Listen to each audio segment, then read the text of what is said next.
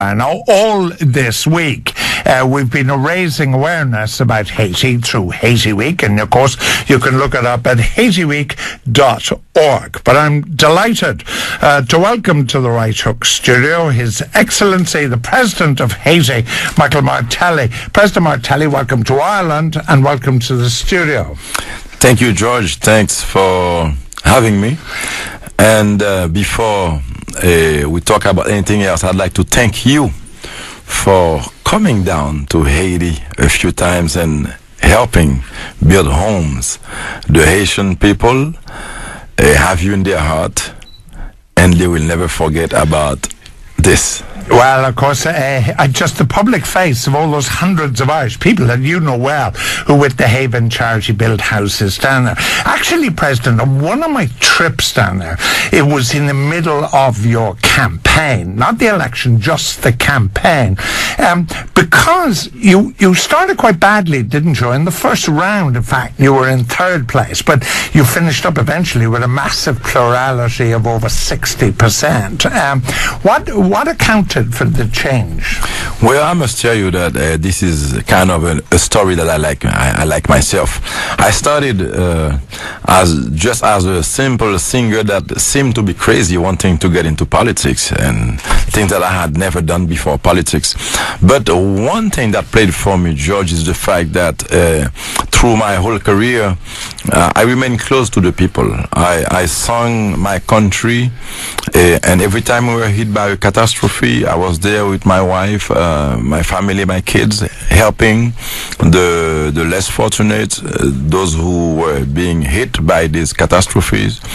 And that trust was already there as I was a musician. Yeah, you're not the first singer. My wife reminded me that I think in the Cameroon currently, a former pop singer is standing for president. But also, on one of my trips there, I met your cousin, Richard Morris, who was also a singer. Now, Richard, under some of the previous regimes, would actually have risked danger to his health. So singing songs in Haiti isn't necessarily all that safe. But you won the election. You mentioned about singing, and you mentioned about your commitment to your people, but you're 50 years of age, no history or background in politics, and you're president of a country facing the greatest challenge perhaps in its entire history. How do you feel about your comparative inexperience? Well, sometimes all you need is the will, the engagement, the dévouement, the devotion, and with few qualities, I believe the next thing to do is to hire experts, people who are doers, who understand your priorities, who read your vision, who can learn your projects, and then you feel the difference.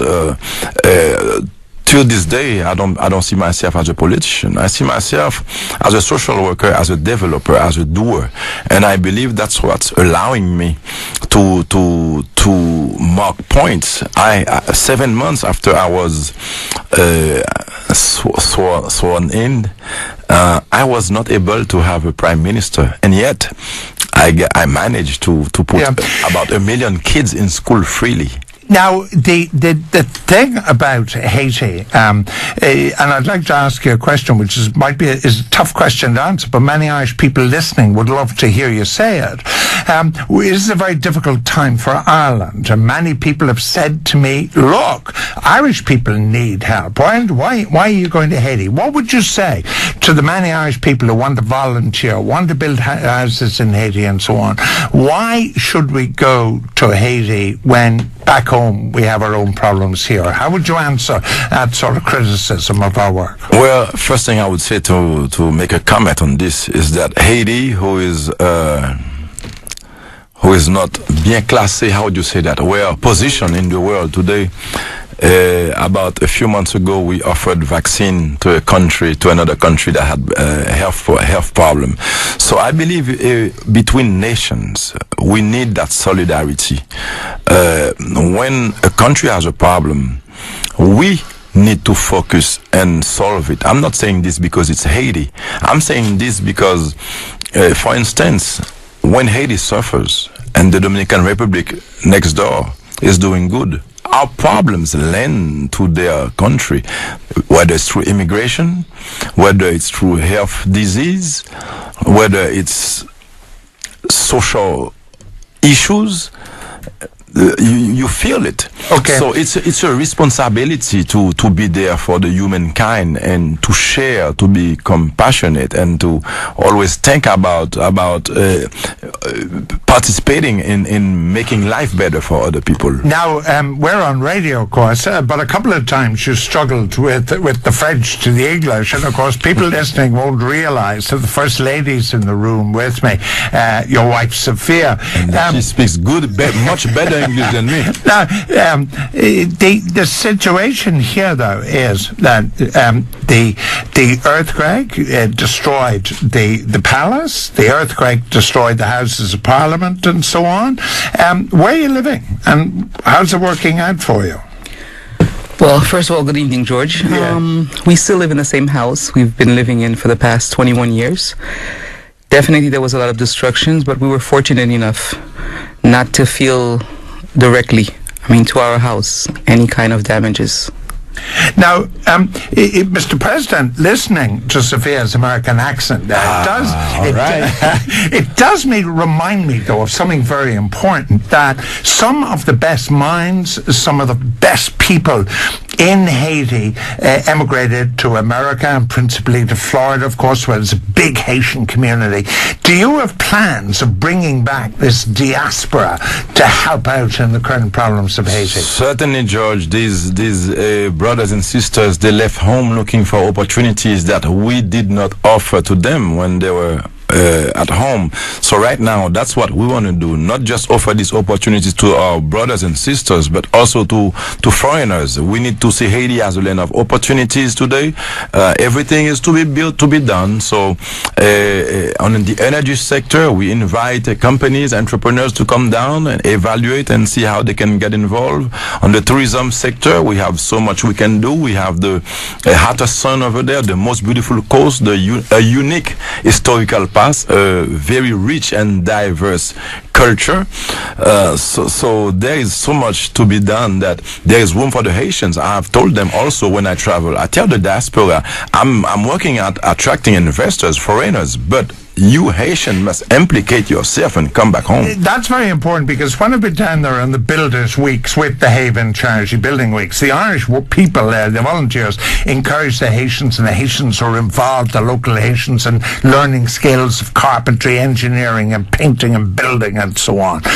But all nations worry about charity, that it creates a sense of dependency amongst the people who receive it. I noticed in Davos this week you were talking to the Canadians, for instance, and you made this point that trade is better than charity. So how do you see this trade working? What do you want from the developed world?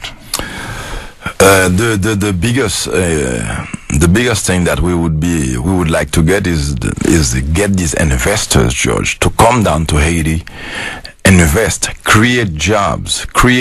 Our people need jobs. This is sustainable development, and we offer tax incentives. We have the greatest treaties and laws with the United States of America.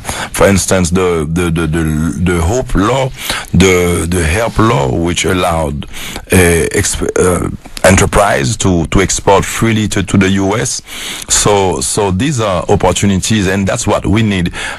As entrepreneurs come and they prosper, they make money. Haiti prospers. Jobs are created and they pay tax. But at the same time, when the earthquake struck, I remember the promises. I could almost recite the words of the capitalist world, the developed world, about the promises.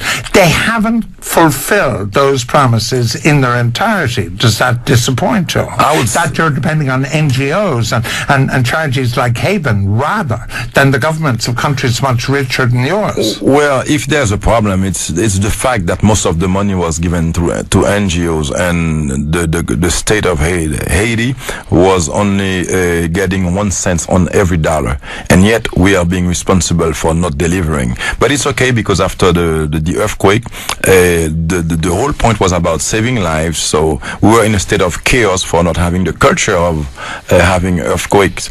But today we're in a better position. We are about to rebuild Haiti.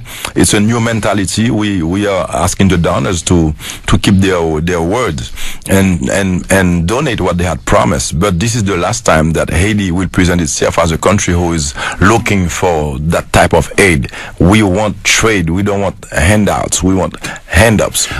My guest on the program is Michel Martelly, the president of Haiti, and here in the studio he is accompanied by his wife, the First Lady, Sofia. Being a president and a politician, of course, there's some tough decisions have to be made also. So having studied the history of Haiti since it first became the first black republic in history, and you broke away from the French, and then there was the terrible period of the Duvaliers, I was really surprised that you were proposing to pardon, for instance, Baby Doc Duvalier. I was wondering what your thoughts about that were. I never proposed to pardon. This is a problem. This has to do with the justice. When I mention reconciliation, it has nothing to do with Duvalier. Duvalier is a case where only the justice can decide on it. My point was about reconciliating the Haitian people, because even before the earthquake, George, Haiti had looked like a place where a bomb had stricken. Yeah. And in fact, Haiti has never been at war with anybody. Haiti, the problem have been the Haitian people fighting among themselves. So I had mentioned my will to reconcile the Haitian people, not pardon Duvalier. Okay, you did one other thing that was strongly criticized, but I think I saw where you were coming from. I think it was 1995 under Aristide that the Haitian army was disbanded, essentially in disgrace. You have suggested reforming the Haitian army. Now, to me, there's a certain amount of sense in this that's 5,000 or 6,000 jobs for Haitians. Currently, the armies of other countries are in your country. What's the current status of the position of the Haitian army? Well, first of all, I believe that for blaming the army for things that were done wrongly was something they shouldn't have done. You can blame the institution. They should have blamed the people who did what was wrong and probably send them to justice. We're having this problem with the peacekeepers now, the United Nations. There have been some problems. For instance, there has been a case where a young man has been molested, and we're not going to blame the whole institution for that. But and also one of our Build It weeks at Haven was cancelled because of a cholera outbreak, which many people suspect may have been caused by members of the international peacekeeping force.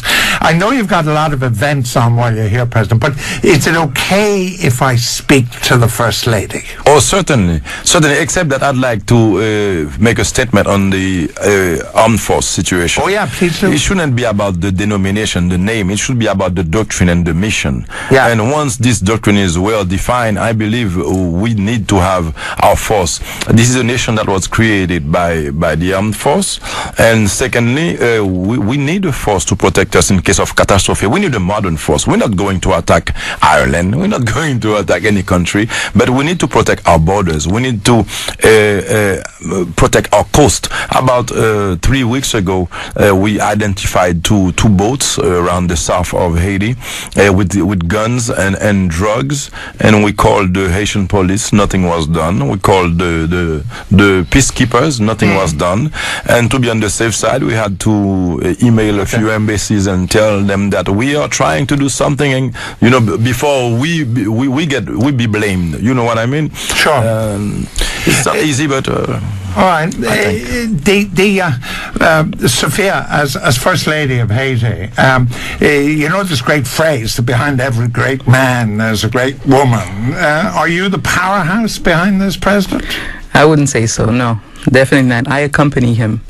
And we are partners. Okay, that's a deal. We are partners.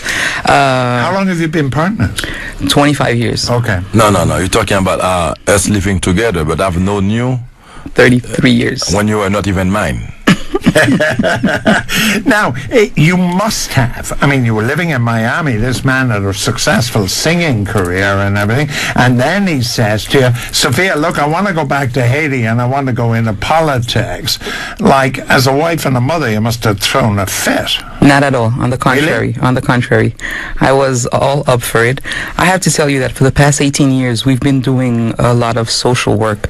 And we felt the pain and the misery of the Haitian people.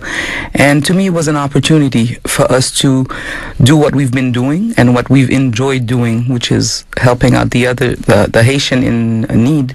And by him being the president and me being the first lady, it has opened more doors to help us, I would say, help more people in need. But, you know, when I go down there and I drive along, and you know how difficult it is, and you have 600,000 people living under tarpaulin, you have millions living on less than $2 a month, you have 8 out of 10 people illiterate. I mean, the size of the problem is enormous, and the Irish are good at dealing with big problems, but this is about as big as we've taken on. Do you sometimes feel just a little bit despair and say, we're not going to crack this? I don't think so. Sometimes, of course, as a human, you do get maybe stressed out. But as the president said, he has surrounded himself by experts because he is not a politician. Definitely, I don't know anything about politics either.